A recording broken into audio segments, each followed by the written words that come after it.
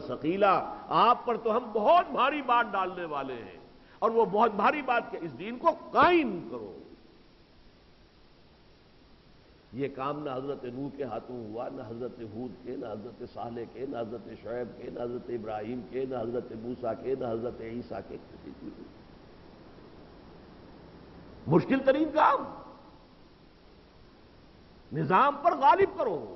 ظاہر بات ہے کہ پہلے جو نظام موجود ہے بادشاہی نظام ہے، نمرود کے زمانے میں نمرود بیٹھا ہوا تھا، خدائی کا مدعی تھا، اس کے نظام کو ختم کر کے اللہ کی بادشاہت کا نظام قائم کرنا کوئی آسان کام تھا؟ شیر کے منہ میں سے نوالا نکالنا۔ فرعون بیٹھا ہوا ہے تخت کے اوپر، ہلاک کیا جا سکتا ہے، لیکن اس کی سلطنت جو ہے اس کی جگہ پر مصر میں اللہ کی حکومت قائم نہیں ہو سکتی۔ بہت مشکل کام ہے، بڑا کٹھن کام ہے۔ جو سب سے مشکل کام تھا وہ محمد الرسول اللہ کے حوالے کیا گیا صلی اللہ علیہ وسلم۔ یہ تکمیل رسالت کا مظہر ہے، تکمیل رسالت کی مظہر ہے یہ آیت، اسی لیے حضور کے لیے 3 مرتبہ آئی اور کسی اور نبی کے لیے 1 مرتبہ بھی نہیں۔ اس حوالے سے میں آپ کو بتا دوں، میں نے اسی موضوع پر ایک کتابچہ لکھا ہے، کتابچہ بھی کہہ سکتے ہیں، کتاب بھی کہہ سکتے ہیں، شاید 72 صفحے ہے، کتابچہ کہہ لیجیے، جس میں 24، اس کا نام ہے نبی اکرم صلی اللہ علیہ وسلم کا مقصد بعثت، جس میں 24 صفحات پر مشتمل جو ہے مضمون صرف اس آیت کے بارے میں، اس کی وضاحت پر ہے۔ اس لیے کہ انسان کام چور واقع ہوا ہے، وہ اپنی ذمہ داریوں سے کتراتا ہے، لہذا ہمارے ہاں بھی ان آیتوں کی ایسی تعویلیں کی گئی ہیں جس سے کہ اس کی اصل ذمہ داری ہمارے اوپر کوئی نہ آئے، کچھ کرنے کا تقاضا نہ ہو۔ ان تمام راستوں کا، ان تمام رخنوں کا سد باب کر کے میں نے مبرہن کیا ہے اس آیت کا مفہوم کیا ہے۔ هو الذی ارسل رسولہ بالہدی ودین الحق لیظہرہ علی الدین کلہ۔ وہی ہے اللہ جس نے بھیجا اپنے رسول کو صلی اللہ علیہ وسلم 2 چیزیں دے کر، الہدا۔ یہ الہدا کیا ہے؟ اس کا سارا مضمون آئے گا اگلی سورت میں، سورہ جمعہ میں۔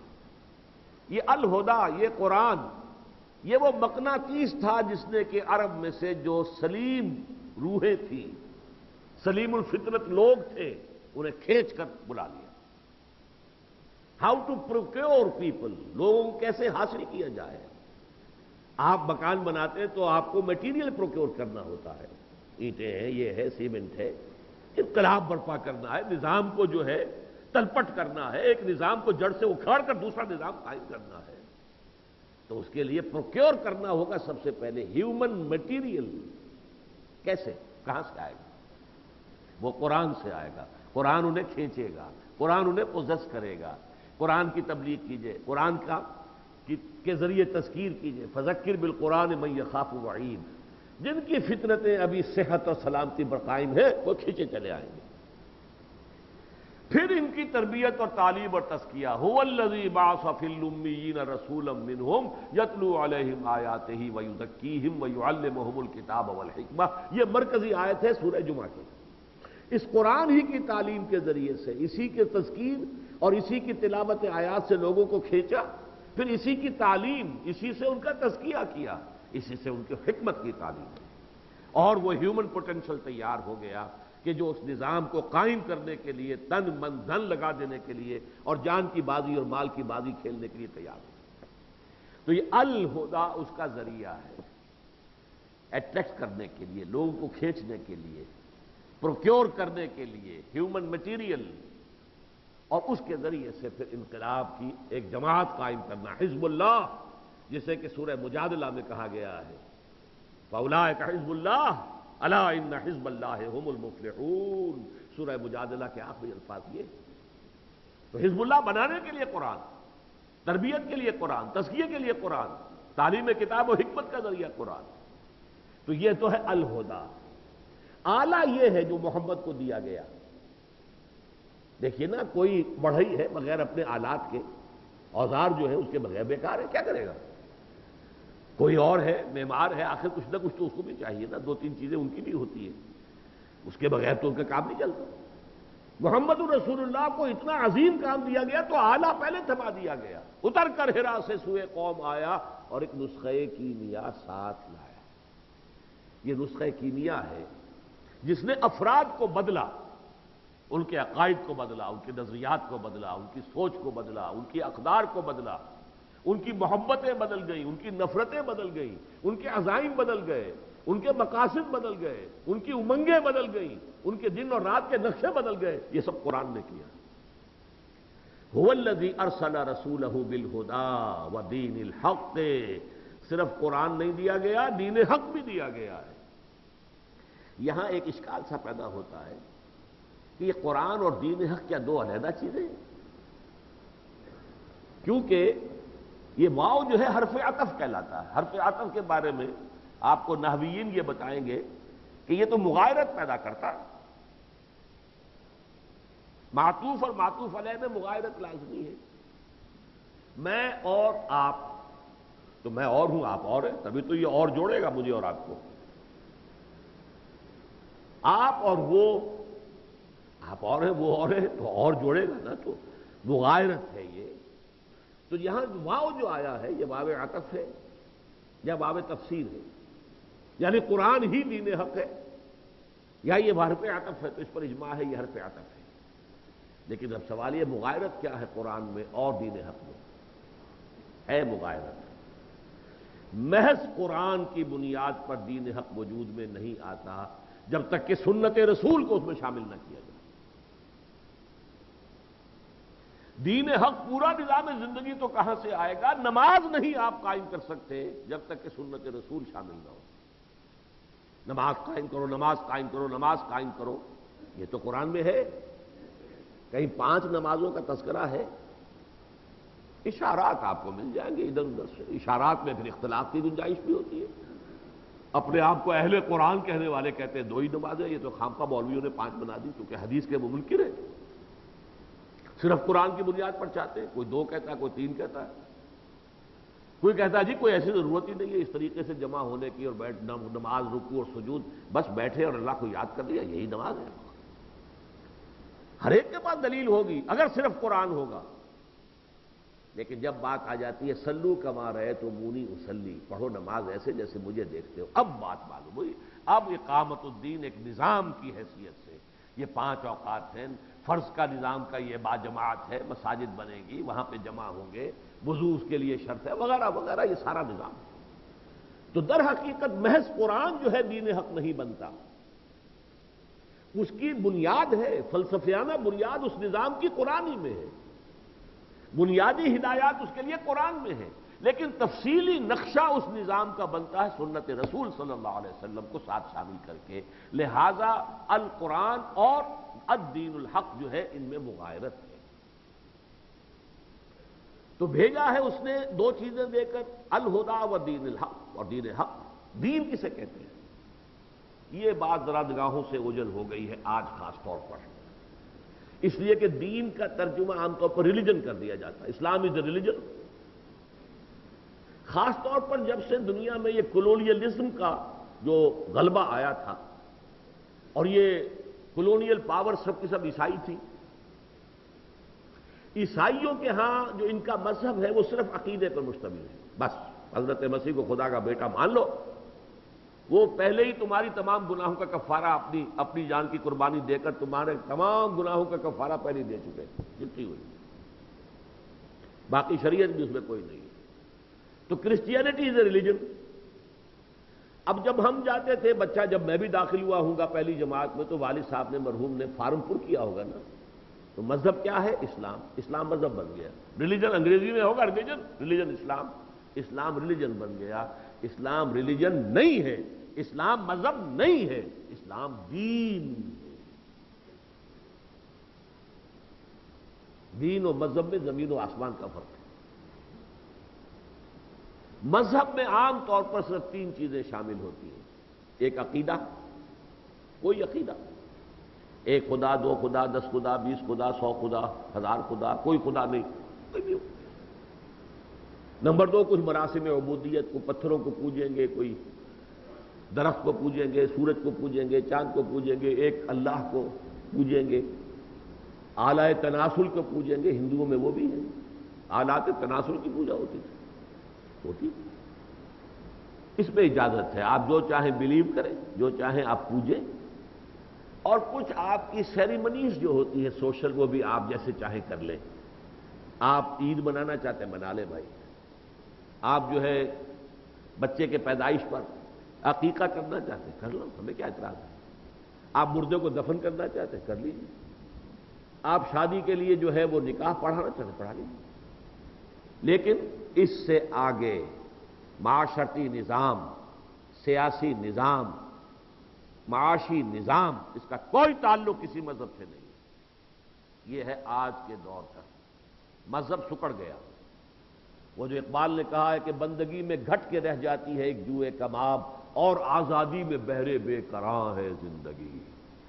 آج آ کر دین سمٹ گیا، مذہب کی شکل میں مذہب بن گیا، اور عقیدہ، عبادات اور کچھ مراسم اور کچھ سوشل کسٹم کے سوا کچھ بھی نہیں، جبکہ دین کسے کہتے ہیں؟ نظام کو۔ لفظی معنی اس کے بنیادی ہے جزا و سزا، مالک یوم الدین، ارایت الذی یکذب بالدین۔ جزا و سزا کسی قانون کے تحت ہوتی ہے، قانون کوئی قانون دینے والا دیتا ہے، اس دینے والے، قانون کے دینے والے کی اطاعت پر جزا ملے گی، اس کی بغاوت پر سزا ملے گی، اور اس کی اطاعت پر مبنی ایک نظام زندگی ہوگا، وہ اس کا دین کہلائے گا۔ مثلا دین الملک، بادشاہی نظام ہے، بادشاہ بیٹھا ہوا ہے، اس کی زبان سے نکلا ہوا ہر لفظ جو ہے وہ قانون ہے، اس کی اطاعت پر جو نظام ہے وہ دین الملک ہے۔ سورہ یوسف میں یہ لفظ آیا ہے، ما کان لیأخذ اخاہ فی دین الملک۔ حضرت یوسف اپنے بھائی بنیامین کو اپنے پاس روکنا چاہتے تھے، لیکن جو بادشاہی نظام اس وقت تھا، اس کا جو قانون تھا، اس میں ان کے لیے ممکن نہیں تھا، اس لیے اللہ نے ایک ہیلہ ان سے کروایا۔ کذالک کدنا لیوسف، جو لوگ قرآن سے دلچسپی رکھتے ہیں ان کو معلوم ہے، میں تفصیل میں نہیں جا سکتا اس وقت۔ کذالک کدنا لیوسف ما کان لیأخذ اخاہ فی دین الملک۔ دین الملک بادشاہ کا دین، نظام بادشاہی تھا۔ اسی طریقے سے اذا جاء نصر اللہ والفتح ورأیت الناس يدخلون فی دین اللہ افواجا۔ دین الافواج، اللہ کو حاکم مانو، لا گیور مانو، قانون ساز مانو، اس کے قانون کے تحت پوری زندگی، سیاسی، معاشی، معاشرتی، یہ پوری زندگی جو ہے اس کے تحت آ جائے۔ وَيَكُونَ الدِّينُ كُلُّهُ لِلَّهِ قَاتِلُوهُمْ حَتَّى لَا تَكُونَ فِتْنَةٌ وَيَكُونَ الدِّينُ كُلُّهُ لِلَّهِ۔ یہ سارا کا سارا نظام جو ہے وہ اللہ کی حاکمیت کے تابع ہو جائے، یہ ہے دین۔ تو دین جو ہے 6 چیزوں سے مل کر بنتا ہے، آج اچھی طرح یاد کر کے اٹھیے، 3+3۔ مذہب 3 چیزیں ہیں، عقیدہ، عبادات، رسومات۔ نظام پھر کہلاتا ہے نظام معاشرت، نظام معیشت، نظام سیاست۔ 6 ملا لیجئے تو یہ دین ہے۔ اسلام میں عقیدہ بھی ہے، اسلام میں عبادات بھی ہے، اسلام میں رسومات بھی ہے، اسلام میں اپنا معاشرتی نظام بھی ہے، اسلام کا اپنا معاشی نظام بھی ہے، اسلام کا اپنا سیاسی نظام بھی ہے، اسلام کا اپنا قانون فوجداری بھی ہے، اسلام کا اپنا قانون دیوانی بھی ہے، اسلام کا اپنا قانون وراثت بھی ہے، اسلام کا اپنا قانون شہادت بھی ہے۔ اسلام ایک مکمل نظام زندگی ہے۔ تو وہ دین حق دے کر محمد کو بھیجا گیا، جس کے بارے میں فرما دیا کہ تکمیل رسالت کا مظہر یہ ہے کہ اے مسلمانوں، اب ہم نے اس دین کی تکمیل کر دی ہے۔ دین تو ہمیشہ سے یہی تھا۔ یہ تو حضرت، جیسا کہ سورہ شورى میں فرمایا، جو میں نے عرض کیا تھا کہ سورہ حدید یعنی مکی قرآن کی سورہ حدید سورہ شورى ہے۔ شرع لکم من الدین ما وصى به نوحا والذی اوحینا الیک وما وصینا به ابراہیم وموسیٰ وعیسیٰ۔ ہم نے تمہارے لیے اے مسلمانوں وہی دین معین کیا ہے جس کی وصیت ہم نے کی تھی نوح کو، اور جو وہی ہم نے کیا ہے محمد آپ کی جانب، اور جس کی ہم نے وصیت کی تھی ابراہیم کو اور موسیٰ کو اور عیسیٰ کو۔ دین ہمیشہ سے ایک ہے، لیکن اس دین کی تکمیل ہوئی ہے محمد الرسول اللہ صلی اللہ علیہ وسلم پر۔ الیوم اکملت لکم دینکم واتممت علیکم نعمتی ورضیت لکم الاسلام دینا۔ اور یہ قرۂ فال بنام من دیوانہ زدند، یہ قرۂ فال اس امت کے ذمہ آیا، اس دین کو قائم کرو۔ ہم نے محمد کو بھیجا اس لیے ہے صلی اللہ علیہ وسلم۔ یہ شہادت گاہ الفت میں قدم رکھنا ہے۔ لوگ آسان سمجھتے ہیں مسلمان ہونا، اگر تم محمد پر ایمان لائے ہو صلی اللہ علیہ وسلم تو محمد کو ہم نے بھیجا ہے اس کام کے لیے، لِیُظْہِرَهُ عَلَى الدِّینِ کُلِّهِ، کل کے کل دین کے اوپر اللہ کا دین غالب ہو جائے، کل کے کل نظام زندگی پر اللہ کے دین جو ہے وہ غالب ہو، حاکم ہو، قائم ہو، نافذ ہو۔ وَلَوْ كَرِهَ الْمُشْرِكُونَ، خواہ یہ مشرکوں کو کتنا ہی ناگوار۔ ظاہر بات ہے مشرک کسے کہتے ہیں؟ اصل میں ہمارے ذہنوں میں مشرک وہی ہے جو بت پرست ہے، لات عزا منات، لیکن سب سے بڑا مشرک تو وہ ہے جو اللہ کی حاکمیت کے بجائے کسی اور کی حاکمیت کو مان رہا ہے۔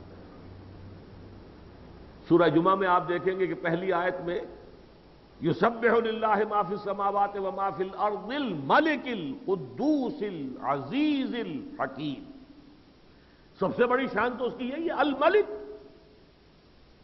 ان صورتوں میں مسبحات میں جس طرح یہ ملک کا نام آیا ہے اللہ کا، پورے قرآن مجید میں آپ کو اس طرح نہیں ملے گا۔ هو اللہ الذی لا الہ الا هو الملک القدوس السلام المؤمن المہیمن العزیز الجبار المتکبر سبحان اللہ عما یشرکون۔ سورہ حشر یہ دوسری سورت ہے مسبحات میں سے سورہ حدید کے بعد۔ بادشاہ وہ ہے، اگر آپ نے کسی اور کو بادشاہ مان لیا تو گویا کہ اسے خدا مان لیا۔ شہنشاہیت شرک کی بدترین شکل تھی، نمرودیت بھی، فرعونیت بھی، اور آج کی جمہوریت شرک کی اس سے بھی زیادہ بری شکل ہے، عوام کی حاکمیت ہے۔ اب تو سب کے سب حاکمیت کے مدعی ہو گئے، وہاں تو پھر بھی ایک ہی ہوتا تھا۔ وہ بالکل ایسے ہی ہے جیسے کہ فرعون یا نمرود کے سر پر تو گندگی کی کوئی بہت بڑی جو ہے گٹھڑی، ٹنوں وزن جو ہے گندگی کا اس کے سر پہ رکھا ہوا تھا۔ انا ربکم الاعلی الیس لی ملک مصر، کیا یہاں کی بادشاہی میری نہیں ہے؟ میرا حکم چلتا ہے۔ یہ تھی اس کے ٹنوں، اس کے سر کے اوپر گندگی تھی۔ اب آ کے اس دور جمہوریت میں وہ جو ابلیس کی مجلس شورا میں اقبال نے کہلوایا ہے ابلیس کے ایک مشیر سے، ہم نے خود شاہی کو پہنایا ہے جمہوری لباس، جب ذرا آدم ہوا ہے خود شناس و خود نگر۔ اب ذرا آدمیوں میں اپنا احساس ہو گیا ہے کہ یہی کیوں بادشاہ ہو، ہم بھی کیوں نہ ہو، اس کے بھی دو ہاتھ ہیں ہمارے بھی دو ہاتھ ہیں، یہ دو ٹانگیں ہماری بھی دو ٹانگیں۔ لہذا ہم نے یہ کیا کہ وہ گندگی جو تھی، جو ٹنوں رکھی ہوئی تھی کسی فرعون یا کسی نمرود کے سر پر، ہم نے کہا تولا تولا ماشا ماشا سب میں بانٹ دو۔ گندگی تو گندگی رہے گی، چاہے وہ تولا ہو، چاہے ماشا ہو، چاہے چھٹاک ہو، چاہے سیر ہو، چاہے ٹن ہو۔ بدترین شرک ہے یہ عوامی حاکمیت کا تصور۔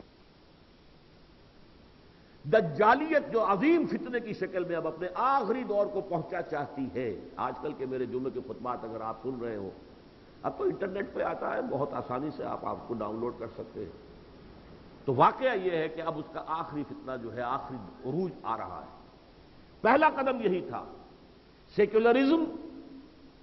ایک تو یہ کہ مذہب سے سیاست کو علیحدہ کر دو، مذہب علیحدہ، سیاست علیحدہ، ریاست علیحدہ، مذہب کا کوئی تعلق ریاست کے ساتھ نہیں، ریاست کا کوئی تعلق مذہب کے ساتھ نہیں۔ اور عوامی حاکمیت، جب خدا کو علیحدہ کر دیا اسے تو مسجد میں بند کر دو، خدا کو سینیگوگ میں، چرچ میں، مسجد میں بس بند کر دو، لیکن باقی جو پوری زندگی ہے وہ عوامی حاکمیت، عوام کے نمائندے قانون بنائیں گے۔ یہ دجالیت کا جو فتنہ ہے اس کی پہلی اینٹ کہیے بنیاد کی، کارنر سٹون یہ تھا، جو اب women lib, feminism, women 2000، Beijing +5 conference, United Nations Organisation کی جنرل اسمبلی کا اجلاس ہو رہا، یہ اس کا نقطہ عروج ہے۔ درمیان میں سود اور جوا، معیشت کے اندر ان دونوں کو تانو بانو کی طرح لا کر یہ گویا کہ پورا کا پورا نظام، سیاست وہ سیکولرزم پر اور عوامی حاکمیت پر، معیشت سود پر اور جوئے پر، اور معاشرت بے پردگی، بے حیائی، عریانی، فحاشی، عصمت و عفت کے تمام تصورات کی نفی، خاندانی نظام کی تباہی اور بربادی۔ یہ ہے شیطنت کا نقطہ عروج، دجالیت کا نقطہ عروج۔ تو ظاہر بات ہے کہ وہ تو کبھی پسند نہیں کریں گے کہ یہ اللہ کا دین قائم ہو جائے، وہ تو رکاوٹ ڈالیں گے، they are bound to resist. اب یہ اہل ایمان کا کام ہے، یہ محمد الرسول اللہ کی ہمت کا امتحان ہے اولو العزمی کا امتحان ہے، ان کی استقامت کا امتحان ہے۔ یہ لفظ آیا ہے سورہ شورى کے اندر، فَلِذَٰلِكَ فَادْعُ وَاسْتَقِمْ كَمَا أُمِرْتَ، کھڑے رہیے ڈٹے رہیے جیسے آپ کو حکم ہوا ہے۔ وَلَا تَتَّبِعْ أَهْوَاءَهُمْ، ان کی خواہشات کی پیروی نہ کیجیے، کھڑے رہیے۔ آپ کو مجنون کہہ رہے ہیں، پاگل کہہ رہے ہیں، ساحر کہہ رہے ہیں، شاعر کہہ رہے ہیں، سنیے اور برداشت کیجیے۔ وَلَقَدْ نَعْلَمُ أَنَّكَ يَضِيقُ صَدْرُكَ بِمَا يَقُولُونَ، ہمیں خوب معلوم ہے جو کچھ یہ کہہ رہے ہیں آپ کے بارے میں، اس سے آپ کا سینہ بھجتا ہے، لیکن اے محمد صلی اللہ علیہ وسلم برداشت کیجیے۔ وَاصْبِرْ عَلَىٰ مَا يَقُولُونَ وَاهْجُرْهُمْ هَجْرًا جَمِيلًا، جو کچھ کہہ رہے ہیں سنیے اور جھیلیے، برداشت کیجیے، حالانکہ ہمیں خوب معلوم ہے کہ آپ کا سینہ بھجتا ہے۔ هُوَ الَّذِي أَرْسَلَ رَسُولَهُ بِالْهُدَىٰ وَدِينِ الْحَقِّ لِيُظْهِرَهُ عَلَى الدِّينِ كُلِّهِ وَلَوْ كَرِهَ الْمُشْرِكُونَ۔ اب یہ وَلَوْ كَرِهَ الْمُشْرِكُونَ میں آپ حضور کی 23 برس کی جو جد و جہد ہے، جو تقابل ہوا ہے، جو مقابلہ ہوا ہے، جو رسہ کشی ہوئی ہے، جو کشاکش ہوئی ہے، اس میں 12 برس تک تو مسلمانوں کو حکم دیا گیا تھا کہ چاہے تمہارے ٹکڑے بھی یہ اڑا دیں، تمہیں زندہ آگ میں جلا دیں، تم نے ہاتھ نہیں اٹھانا، کفوا ایدیکم۔ پھر ان کے ہاتھ کھول دیے گئے، وَأُذِنَ لِلَّذِينَ يُقَاتَلُونَ بِأَنَّهُمْ ظُلِمُوا، اب تمہارے بھی ہاتھ کھول دیے گئے، تم اینٹ کا جواب پتھر سے دو، گو اہیڈ۔ اور پھر قتال، غزوہ بدر، غزوہ احد، یہ سارے مراحل آئے کہ نہیں آئے؟ غزوہ احزاب، زلزلوا زلزالا شدیدا هنالک ابتلی المؤمنون وزلزلوا زلزالا شدیدا، اہل ایمان کا پورا پورا امتحان کر لیا گیا اور انہیں جھنجھوڑ دیا گیا جیسا کہ جھنجھوڑا جاتا ہے شدت کے ساتھ۔ یہ سارے مراحل آئے ہیں محمد الرسول اللہ والذین معہ پر صلی اللہ علیہ وسلم ورضی اللہ تعالی عنہ اجمعین، تب جا کر دین غالب ہوا ہے۔ یہ صرف دعا مانگنے سے تو نہیں ہو گیا۔ ہاں دعا مانگی، اے اللہ عمرو بن ہشام اور عمر بن خطاب میں سے ایک کو تو میری جھولی میں ڈال ہی دے، ڈال دیا، عمر بن خطاب کو ڈال دیا، دعا مانگی، منظور ہو گئی۔ بدر میں اپنی 15 برس کی کمائی لا کر میدان میں ڈال دی ہے، 313 نہتے، پھر دعا کی، اے اللہ اگر یہ کل سب کے سب ہلاک ہو گئے تو پھر قیامت تک تیرا نام لینے والا کوئی نہیں ہوگا۔ یہ میں آخری رسول ہوں اور میری 15 برس کی کمائی یہ ہے جو میں نے لا کر میدان میں ڈال دی ہے۔ 15 برس، 15 لانگ ایئرز، 12 سوا 12 برس جو ہے ان میں سے وہ گزرے ہیں مکے کے اندر، یا 13 برس، اور یہ 2 برس یہاں ہو گئے۔ یہ ہے اصل میں وَلَوْ كَرِهَ الْمُشْرِكُونَ، چلے آ رہے ہیں لشکر کے لشکر، چلے آ رہے ہیں احزاب، مدینے کو گھیر لیا ہے چاروں طرف سے، بلغت القلوب الحناجر، دل جو ہے وہ ہنسلیوں میں آ کے پھنس گئے۔ یہ ہے اس آیہ مبارکہ کا مفہوم، هو الذی ارسل رسولہ بالہدی ودین الحق لیظہرہ علی الدین کلہ۔ اب اس تیسرے حصے کی دوسری آیت، یا ایھا الذین آمنوا هل ادلکم علی تجارۃ تنجیکم من عذاب الیم، اے ایمان کے دعوے دارو، کیا میں تمہیں بتاؤں، تمہاری رہنمائی کروں اس تجارت کی طرف جو تمہیں دردناک عذاب سے چھٹکارا دلا دے۔ دیکھیے یہاں بیس لائن سے بات شروع کی جا رہی، بیس لائن جس سے نیچے تباہی ہے، بربادی ہے۔ تم جہنم سے چھٹکارا چاہتے ہو تو ایک کاروبار کرنا پڑے گا۔ تم کچھ کمانا چاہتے ہو تو کاروبار کرتے ہو نہیں کرتے؟ کچھ اس میں کیپٹل بھی ہوتا ہے تمہارا، لگتا ہے، کچھ تمہاری محنت بھی ہوتی ہے۔ کھوکھے والا جو ہے بیٹھا ہے وہ صبح سے شام تک، ٹھیک ہے، سیٹھ صاحب جو ہے وہ ایکسپورٹ امپورٹ کرنے والے، وہ صرف 2-3 گھنٹے کے لیے آ جاتے ہیں، محنت تو کرنی پڑتی ہے، لیکن راتوں کو سوچتے ہیں، وہ پلاننگ تو کرتے ہیں۔ تو کچھ مال لگتا ہے، کچھ جان کھپتی ہے، تب جا کر کاروبار ہوتا ہے۔ لہذا انسانی ذہن سے قریب ترین لا کر لفظ استعمال کیا۔ عام آدمی بھی جانتا ہے تجارت کسے کہتے ہیں، کچھ سرمایہ اور کچھ محنت، دو کے ضرب کھانے سے تجارت ہوتی ہے جس سے نفع حاصل ہوتا ہے۔ اچھا تم اتنا بڑا نفع چاہتے ہو، یہ نفع تو یہ ہے کہ آپ نے 10,000 کما لیے مہینے میں، 20,000 کما لیے، 10 لاکھ کما لیے، 20 لاکھ کما لیے، ٹھیک ہے۔ ایک نفع یہ ہے کہ ابد الآباد کی زندگی میں جہنم سے چھٹکارا اور جنت میں داخلہ چاہتے ہو۔ اتنا عظیم نفع. تو اس کے لیے کوئی تجارت کرنی پڑے گی، محنت کرنی پڑے گی. هل ادلکم علی تجارت تنجیکم من عذاب علیم. اے ایمان کے دعوے دارو، کیا میں تمہاری رہنمائی کروں؟ دلیل کہتے ہیں وہی شے جو کسی شے کی طرف رہنمائی کرے. دلیل وہ ہے جو کسی شے کی حقیقت کی طرف آپ کی رہنمائی کر دے. اسی لیے آپ نے دیکھا ہوگا اگر جو لوگ حج کو گئے ہیں وہاں دلیل کا لفظ آتا ہے معلم کے لیے بھی. دلیل اس لیے کہ وہ سکھاتے ہیں، وہ رہنمائی کرتے ہیں آپ کو مراسم حج ادا کرنے کے لیے. دلالت کرنا. هل ادلکم، دل یدل تدلیلا، کیا میں تمہاری رہنمائی کروں؟ علی تجارت، ایک کاروبار کی طرف، تنجیکم، جو تمہیں نجات دے دے عذاب علیم سے، من عذاب علیم، جہنم سے چھٹکارا چاہتے ہو تو میں تمہیں بتاؤں کوئی کاروبار. تؤمنون باللہ ورسولہ، پہلی بات تو یہ کہ ایمان رکھو اللہ پر اور اس کے رسول پر جیسے کہ ایمان کا حق ہے. یعنی ایک ایمان تو وہ تھا جس کی بنا پر تم سے خطاب ہو رہا ہے یا ایھا الذین آمنو، اے ایمان والو یا اے ایمان کے دعوے دارو، جنہوں نے زبان سے اقرار کر لیا ہے آمنت باللہ وملائکتہ وکتبہ ورسلہ والیوم الآخر والقدر خیرہ وشرہ من اللہ تعالی والبعث بعد الموت، اشہد ان لا الہ الا اللہ واشہد ان محمد رسول اللہ. یہ ایمان تو ہو گیا.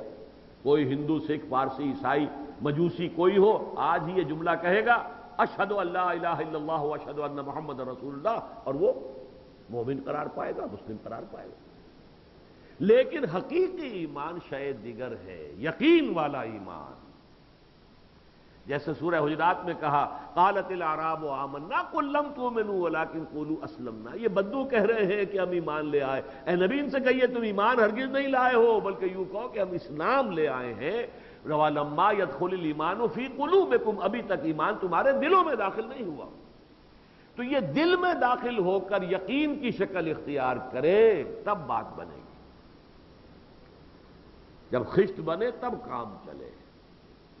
تو تؤمنون باللہ ورسولہ وتجاہدون فی سبیل اللہ باموالکم وانفسکم، اور تم جہاد کرو اللہ کی راہ میں اپنی جانوں اور اپنے مالوں کے ساتھ.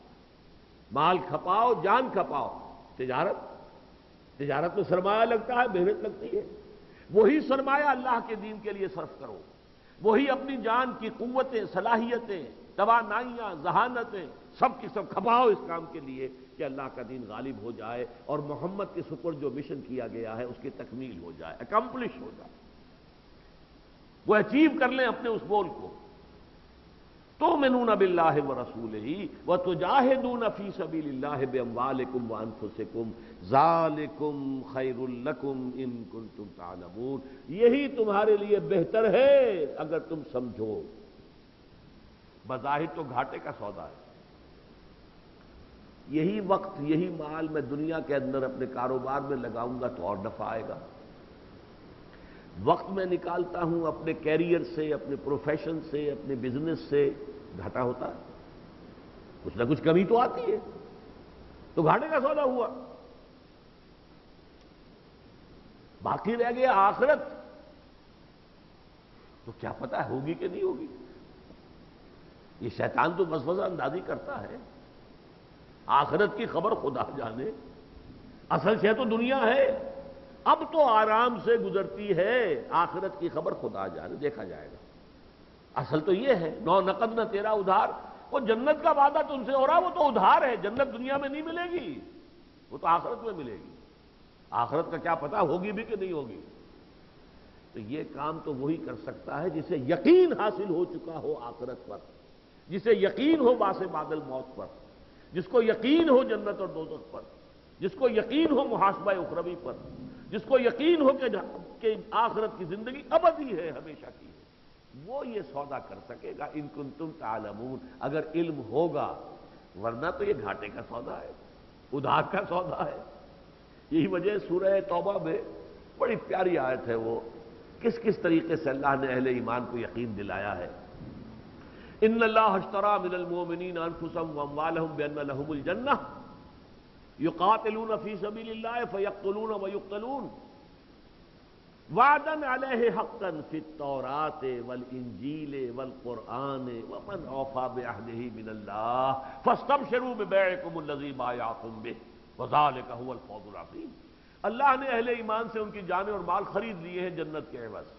اب وہ اللہ کی راہ میں جنگ کر رہے ہیں، لوگوں کو قتل کرتے بھی ہیں، خود قتل ہوتے بھی ہیں، لیکن اے مسلمانوں کہیں شیطان تمہارے دل میں دغدغہ پیدا نہ کر دے کہ پتہ نہیں یہ اللہ کا وعدہ جنت کا پورا ہوگا کہ نہیں ہوگا۔ وعدن علیہ حقا، یہ وعدہ ہے اللہ کے ذمے، قطعی ہے، یقینی ہے، اٹل ہے۔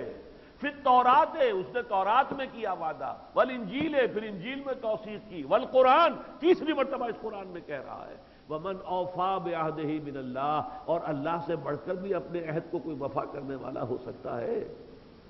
لہذا شیطان کے وسوسے کو قریب مت آنے دو، بلکہ خوشیاں مناؤ، تم نے جو سودا کیا ہے اس سے زیادہ جو ہے نفع بخش سودا کوئی ہے ہی نہیں۔ فاستبشروا ببیعکم الذی بایعتم بہ، تم نے جو سودا کیا تو خوشیاں مناؤ، جشن مناؤ کہ اس سے زیادہ نفع بخش سودا کوئی نہیں۔ وذالک هو الفوز العظیم، اور یہی تو ہے بہت بڑی کامیابی۔ یہ تین آیتیں، اور مجھے یہ احساس ہو رہا ہے کہ یہ تو وقت تو ہم نے تقریباً پورا کا پورا جو ہے ان میں لے لیا ہے۔ اصل بات یہ ہے کہ یہ ہے اس کا دل اس سورہ مبارکہ کا، یہ تین آیتیں یہ سمجھ میں آئیں گی تو بقیہ پوری سورت کو میں بہت ہی اختصار کے ساتھ مکمل آج ضرور کرنا ہے مجھے، لیکن اصل جو تھا، جو کرکس آف دی میٹر جسے آپ کہتے ہیں انگریزی میں، جو پوری بحث کا لب لباب جو ہے وہ آ گیا۔ یہ اس کا مرکز ہے، محور ہے، عمود ہے۔ اب دیکھیے میں پہلے اگلا حصہ ختم کر لوں، اس میں ترغیب کے پہلو آ رہے ہیں۔ اس سے پہلے جو ہے وہ سب ترہیب کے پہلو ہیں، دھمکی، نہیں کرو گے تو یہ ہوگا، کرتے ہو تو یہ ہوگا، یہ دونوں پہلو ہوتے ہیں نا۔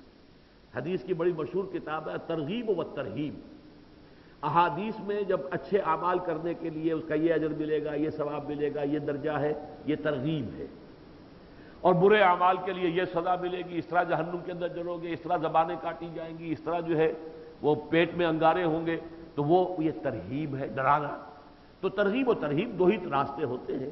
آپ کا کوئی بچہ جو ہے آپ کے زیر تربیت ہے، آپ کبھی اسے ذرا کوئی لالچ بھی دیتے ہیں، انعام کا، یہ انعام ملے گا، تمہارا ساتھ یہ کروں گا، تمہیں سیر کرا دوں گا، تمہیں میں مری لے جاؤں گا، تم ذرا یہ کہ امتحان میں تمہاری فرسٹ ڈویژن آنی چاہیے، ایک یہ ترغیب کا پہلو ہے۔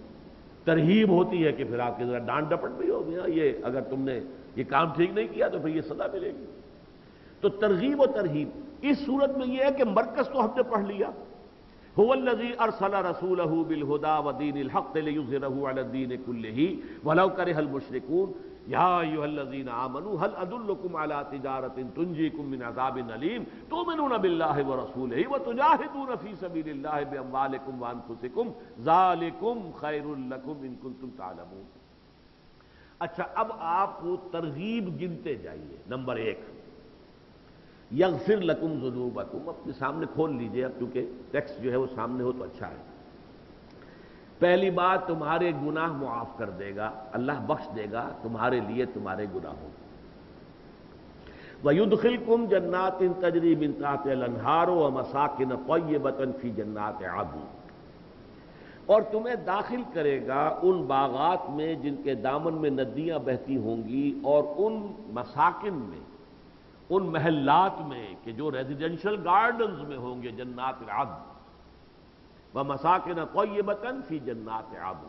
ایک تو بڑی جنت ہے، اور پھر یہ کہ اس میں چھوٹی چھوٹی جنتیں ہیں ہر شخص کی، جیسے کہ آپ دیکھتے ہیں ایک بہت بڑی کوٹھی ہے، اس کا بہت بڑا لان ہے، اس میں چمن ہے، سب کچھ ہے، تو اسی کے اندر اس کی ایک جو ہے کوٹھی بھی بنی ہوئی ہے، جنات عدن۔ یہ ہے ریزیڈینشل گارڈنز ہے کہ جن کے اندر پھر رہائش کے لیے بھی جگہ ہے، تو یہ ہے جنات عدن۔ تو یدخلکم جنات تجری من تحتها الانہار، داخل کرے گا ان باغات میں جن کے دامن میں ندیاں بہتی ہوں گی، ومساکن طیبۃ فی جنات عدن، اور تمہیں مسکن دے گا، رہائش گاہیں دے گا، ریزیڈنسز دے گا ان ریزیڈینشل گارڈنز میں۔ ذالک الفوز العظیم، اس نقطے کو اچھی طرح نوٹ کر دیجئے، یہی ہے بہت بڑی کامیابی۔ اس لیے کہ آگے ایک اور بات کا ذکر ہو رہا ہے، لیکن یہاں ہمیں تنبیہ کر دی گئی کہ اس کو اصل اہمیت نہ دینا جو بعد میں آ رہی ہے۔ اصل اہمیت اس کی ہے کہ اللہ کے ہاں تمہاری مغفرت ہو جائے اور جنت میں داخلہ ہو جائے، اس سے بڑی کامیابی کوئی نہیں، اصل نفع یہ ہے۔ لیکن ایک اور وعدہ، وَأُخْرَىٰ تُحِبُّونَهَا، ایک اور شے جو تمہیں بہت پسند ہے، محبوب ہے، نصر من اللہ وفتح قریب، اب اللہ کی طرف سے مدد آیا چاہتی ہے اور فتح تمہارے قدم چوما چاہتی ہے۔ دیکھیے یہ خاص موقت بات ہے جو کہی جا رہی ہے ایک وقت معین پر، اس لیے کہ اس سے پہلے یہ تقریباً سن 6 میں یا سن 5 میں یہ صورت نازل ہوئی ہے۔ اس سے پہلے مکی دور میں بہت سے صحابہ کو شہید بھی کر دیا گیا، ابھی اللہ کی نصرت نہیں آئی تھی۔ اللہ تعالیٰ نے ابو جہل کا ہاتھ چھل نہیں کیا جبکہ اس نے برچھا بھونپا ہے، حضرت سمیہ کی شرمگاہ میں مارا تھا۔ ہاتھ چھل کر سکتا تھا اللہ؟ نہیں، ابھی اللہ کی نصرت نہیں آئی، ابھی تو تمہارے ابتلا کا دور ہے، آزمائش کا دور ہے، تمہیں ابھی تو آزما رہے ہیں کون کتنا ثابت قدم ہے، کون کتنا واقعتاً اللہ سے محبت رکھتا ہے۔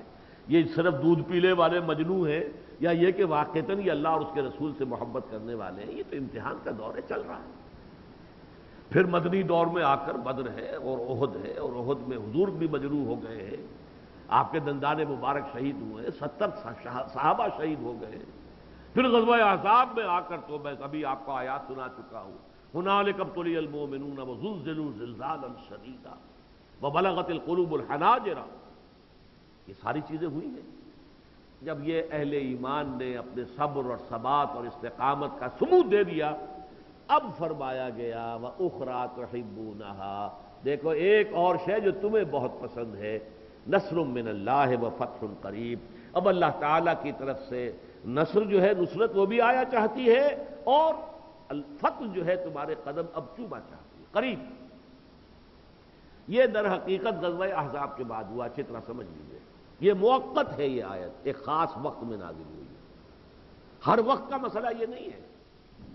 اگرچہ ان دی لانگ رن تو اللہ کا وعدہ یہی رہے گا ہمیشہ، ہر دعوت اسلامی اگر وہ واقعتاً صحیح انبیاء کے راستے پر ہے، ان کے نقش قدم پر ہے، اقامت دین کے لیے ہے، دین کے غلبے کے لیے ہے، اور اگر وہ ان شرائط سے کو پورا کر دے، ان منزلوں سے کامیابی کے ساتھ گزر جائے، استقامت کے اور صبر کے پورے ثبوت فراہم کر دے، پھر یہ وعدہ ہوگا اللہ کا۔ اس معنی میں یہ اٹل ہے، یہ ابدی ہے، یہ ہمیشہ کے لیے ہے۔ لیکن اس وقت نزول قرآن کے وقت اس کی حیثیت ہے ایک موقت بات کی، ایک خاص وقت پر، کہ اب تم اس مقام پر آ گئے ہو کہ اے نبی وبشر المؤمنین، اے نبی ان اہل ایمان کو آپ بشارت دے دیجئے۔ اور اسی لیے حضور نے غزوہ احزاب کے فوراً بعد مسلمانوں کو بشارت دے دی تھی۔ آپ کے الفاظ ہیں لن تغزوکم قریش بعد عامکم ھذا ولکنکم تغزونہم، اے مسلمانوں اب یہ قریش تم پر حملہ آور ہو کر نہیں آ سکتے اس کے بعد، بس یہ کلائمیکس تھا، آخری جو ان کی طرف سے ہو سکتا تھا، انہوں نے ایڑی چوٹی کا اپنا آخری زور صرف کر دیا، اب وہ دوبارہ چڑھائی کرنے کی جرت نہیں کریں گے۔ لن تغزوکم قریش بعد عامکم ھذا، اس سال کے بعد اب وہ کبھی چڑھائی نہیں کریں گے، ولکنکم تغزونہم، بلکہ اب تم چڑھو گے، تمہاری طرف سے انیشیٹو ہوگا۔ چنانچہ اگلے ہی سال آپ 1400 یا 1800 صحابہ جانصاروں کے ساتھ گئے اور صلح حدیبیہ ہوئی، انا فتحنا لک فتحا مبینا، ایک سال کے اندر اندر فتح قریب، انا فتحنا لک فتحا مبینا، ہم نے آپ کو بڑی واضح اور صریح فتح عطا کر دیا۔ تو اس کا اب یہ لیکن یہاں جو نوٹ کرنے کی بات ہے، پہلا وعدہ تھا مغفرت اور جنت کے داخلے کا، ذالک الفوز العظیم، یہ اہم بات، اصل کامیابی وہ ہے۔ اس لیے کہ حضرت حمزہ تو غزوہ احد میں شہید ہو گئے، یہ فتح عظیم انہوں نے تو نہیں دیکھی، لیکن فوز عظیم تو مل گیا نا۔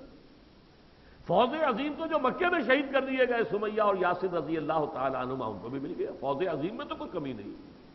تو جو شہید ہو گیا، جس نے جان دے دی، جس نے صبر اور استقامت کا امتحان دیا، پورا اترا، چاہے جان چلی گئی، وہ فوز عظیم میں کوئی کمی نہیں۔ البتہ یہ کہ ظاہر بات ہے کہ ایک خاص مرحلے پر پہنچ کر، ایک خاص حد تک تمام تقاضوں کو پورا کر کے، اور تمام امتحانوں میں کامیابی سے گزر کر پھر یہ وقت آتا ہے وَأُخْرَىٰ تُحِبُّونَهَا. لیکن یہاں پہ کہہ دیا انسانی فطرت کی کمزوری ہے، انسان یہ چاہتا ہے طبعاً کہ اسے اپنی محنت کا کوئی نتیجہ اپنی نگاہوں کے سامنے نظر آئے. تحبونہا، یہ چیز تمہیں پسند ہے، ہمارے اعتبار سے تو اس کی کوئی اہمیت نہیں ہے، ہمیں تو تمہارا امتحان لینا ہے. تم کامیاب ہو گئے بس ہو گئے. میرا اور تمہارا معاملہ ہے نا بھائی، میرا اور تمہارا سودا ہوا تھا. جان و مال تم نے مجھے جنت کے عوض فروخت کر دی تھی، تم نے وہ کر دیا، بس ہو گیا پورا. ہماری نگاہ میں اس کی کوئی اہمیت نہیں. اگر اس کی اہمیت ہو، آنے واحد میں ہم اپنے دین کو غالب کر دیں. کسی صحابی کا ایک خون کا قطرہ بھی زمین پر نہ گرنے دیں. نبی کا خون اور فوارے کے مانند چھوٹا ہے غزوہ احد میں. اتنا خون بہا ہے کہ غشی طاری ہو گئی کمزوری اور ضعف کی وجہ سے. اللہ چاہتا تو نہ ہوتا، لیکن نہیں، اصل میں اللہ تعالیٰ تو تمہیں دیکھ لینا چاہتا ہے نا، تمہیں آزمائشوں میں سے گزار کر تمہارا امتحان لینا چاہتا ہے. جب ان مرحلوں سے گزر جاؤ گے پھر وہ وقت آ جائے گا. لیکن تم اسے اپنا مقصود نہ سمجھو، مطلوب نہ سمجھو، نصب العین نہ سمجھو. تمہارا مقصود، تمہارا مطلوب، تمہارا نصب العین صرف ذالک الفوز العظیم، آخرت میں اللہ کی طرف سے مغفرت گرانٹ ہو جانا اور جنت میں داخلے کا پروانہ مل جانا. مطلوب اور مقصود کے درجے میں اس کے سوا کوئی شے شامل نہ ہو. بعض تحریکوں کی یہ فکری اور علمی غلطی ہے کہ انہوں نے اقامت دین کو نصب العین کہہ دیا ہے.